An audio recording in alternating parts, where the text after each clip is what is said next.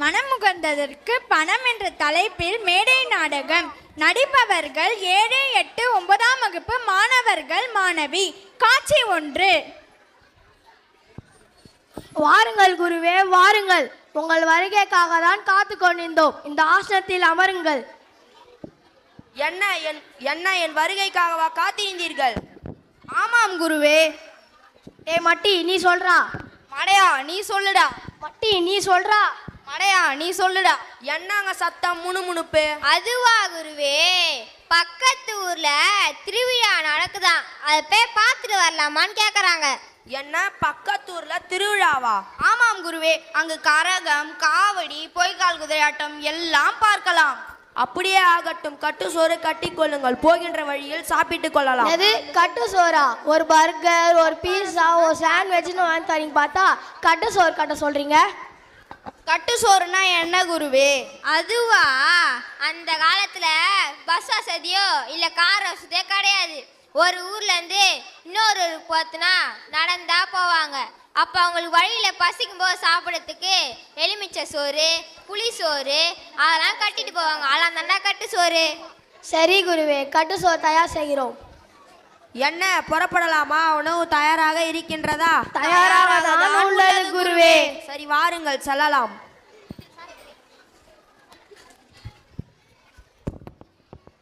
காட்சி 2. தங்கம், ஏங்க கூட்டிங்களா? என்ன செய்க? பார்த்தா தெரியலையா, சமையல் செஞ்சுட்டு இருக்கேன். இன்னைக்கு சமைக்க வேண்டாம். ஏங்க, நீங்க ரெடி பண்ண போறீங்களா? இல்ல நாம வெளியே போகலாம்.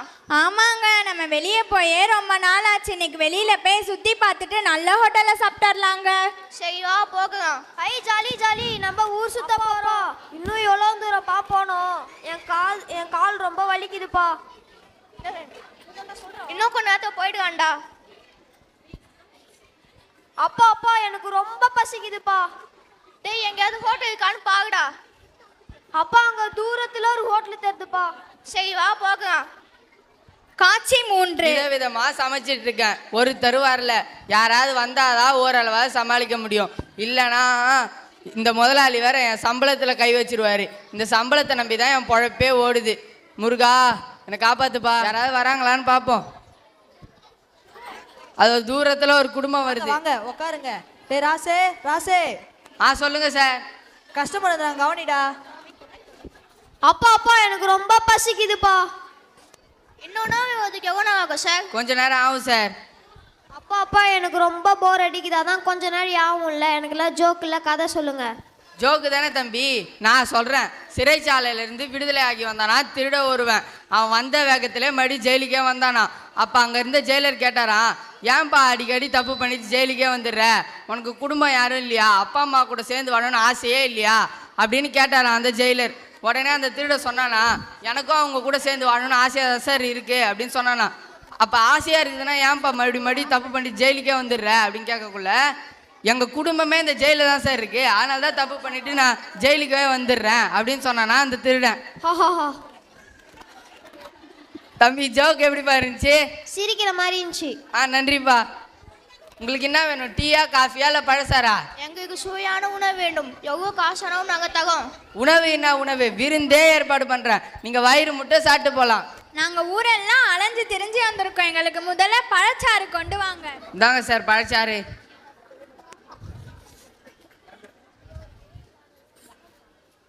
ஐயோயோ, இது வயிறா இல்லை வங்காள விரி கூடவா? குடும்பமே இப்படி குடிக்குது.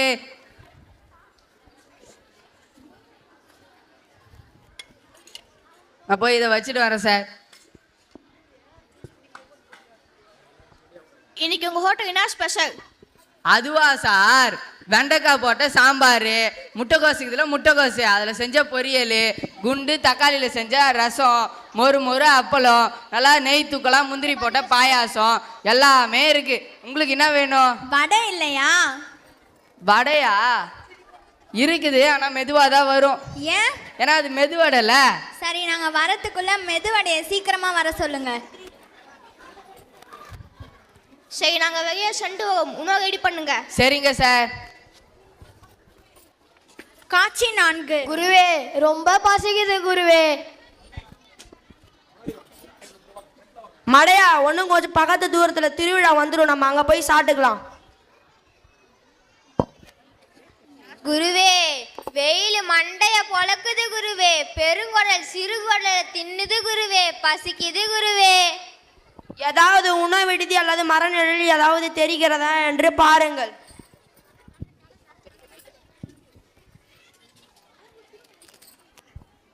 குருவே, அதோ பாருங்கள், தூரத்தில் ஒரு கட்டிடம் தெரிகிறது, அங்கு சென்று போய் பார்க்கலாம்.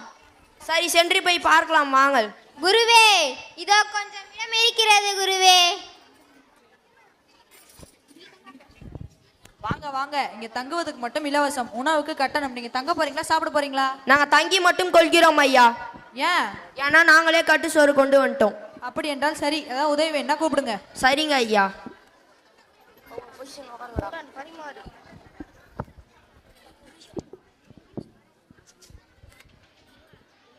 மூடன் எல்லாருக்கும் பரிமாறு சீக்கிரமா. சரிங்க குருவே.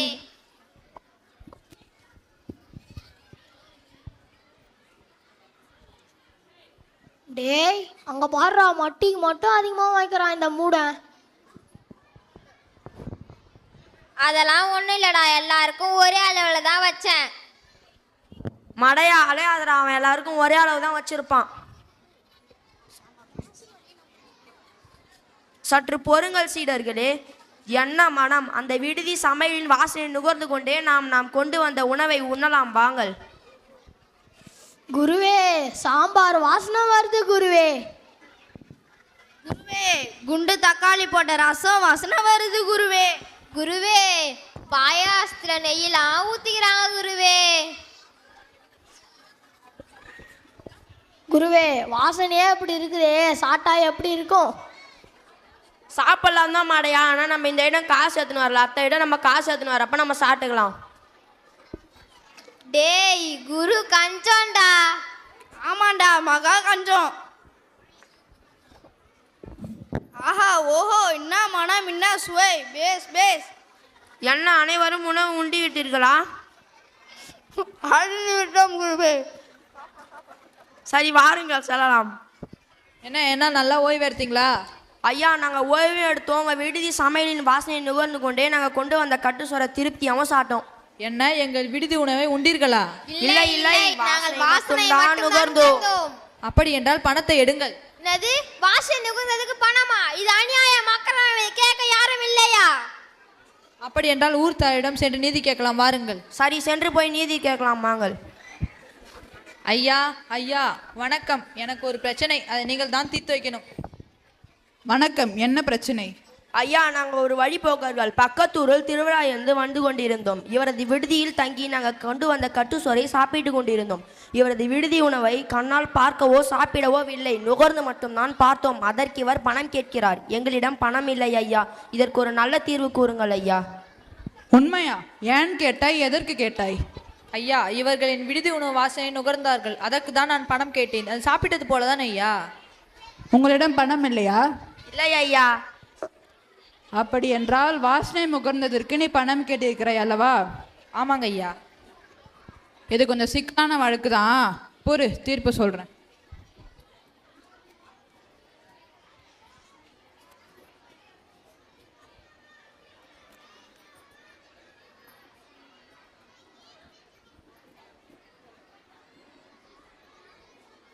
ஐயா, சீக்கிரம் தீர்ப்பு சொல்லி பணத்தை வாங்கி கொடுங்க ஐயா. சற்று பொறுமையா, தீர்ப்பு சொல்கிறேன். மாரி மாரி, சொல்லுங்க ஐயா. நீ எனக்கு ஒரு வேலை செய்யணும். ஐயா, நீங்க சொல்ற வேலையை செய்யறதுக்கு தான் நான் இருக்கேன். என்ன வேலை செய்யணும் ஐயா? அப்படியா? சரி, ஒரு சொம்பில் சில்லறை போட்டு எடுத்துன்னு வா. எதுக்கு ஐயா? அதை நான் ஒரு பிரச்சனைக்கு தீர்ப்பு சொல்லணும், நீ எடுத்துன்னு வா. சரிங்க ஐயா.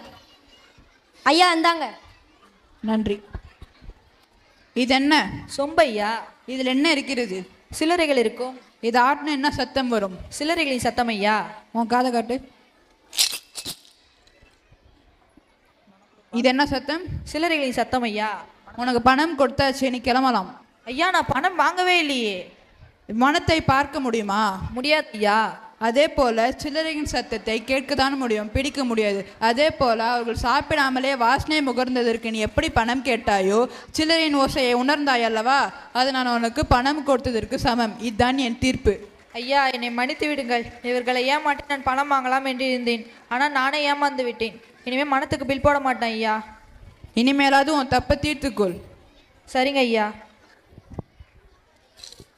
ஐயா, எங்களுக்கு நல்ல தீர்வு கூறினீர்கள். வருகிறோம். நன்றி. வாழ்க வளமுடன்.